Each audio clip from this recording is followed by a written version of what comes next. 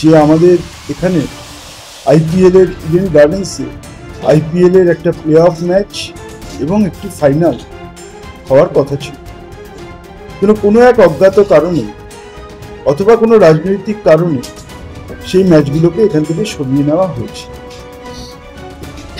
যারা করেছেন তাদের শুধু একটা কথাই বলবো, নিশ্চয়ই মমতা বন্দ্যোপাধ্যায় রাজ্যের মুখ্যমন্ত্রী, তৃণমূল কংগ্রেস তাদের বিরোধিতা করছেন, করুন, কিন্তু কেন বাংলার মানুষকে বঞ্চিত করছেন?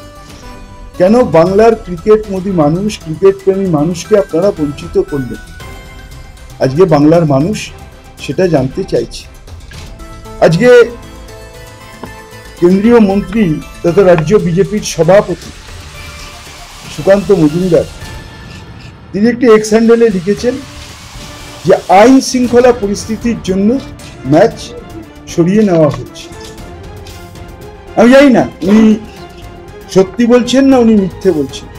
আমি প্রমাণ করে দিচ্ছি যে উনি মিথ্যে কথা বলছেন। 20 জুন বিসিসিআই এবং আইপিএল গভর্নিং বডি থেকে একটা প্রেস রিলিজ করা হয়।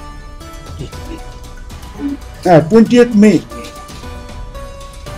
তারা কি বললেন? Schedule for tata IPL 2025 playoff announced.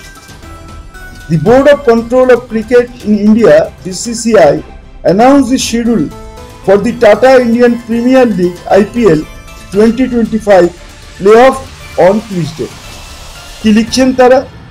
Hyderabad and Kolkata were initially supposed to be host the last 4 games before the 1-week suspension of the tournament. The new venue for the playoff were decided by the IPL Governing Council, keeping in the mind the weather conditions. BCCI বলছে আবহাওয়ার জন্য, বৃষ্টি হতে পারে, তার জন্য match সরিয়ে নেওয়া হয়েছে। আর সুকান্ত মজুমদার বলছেন আইন শৃঙ্খলা পরিস্থিতির জন্য ম্যাচ সরিয়ে নেওয়া হয়েছে। বিসিসিআই সত্যি কথা বলছেন না সুকান্তবাবু মিথ্যে কথা বলছেন সেটা তো তারা বলতে পারবেন। আমি শুধু একটা কথা বলতে চাই যে বৃষ্টি একটা অজুহাত। ম্যাচ এখান থেকে সরাতে হবে, রাজনৈতিক কারণে হোক, অন্য কোনো উদ্দেশ্য হোক, এটা ছিল একটা চক্রান্ত, একটা ষড়যন্ত্র।